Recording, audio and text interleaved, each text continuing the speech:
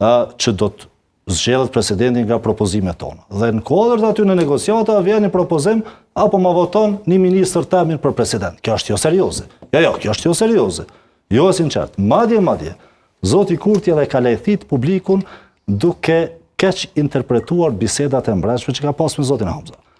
Përsa e përket propozimeve, duke interpretu këtu propozimet që ka thonë, sikur që t'i japim nga propozimet dhe ju i mirë një vesh propozimet pastaj kur shkonin në seancë, nuk kanë qenë bisedat nivellit të tillë. Kanë qenë bisedat sinqerta, duke ofru zgjidhje për postën e presidentit.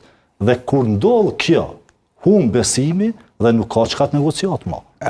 Dhe kështu që nuk ka këtu ndërprerje të komunikimit.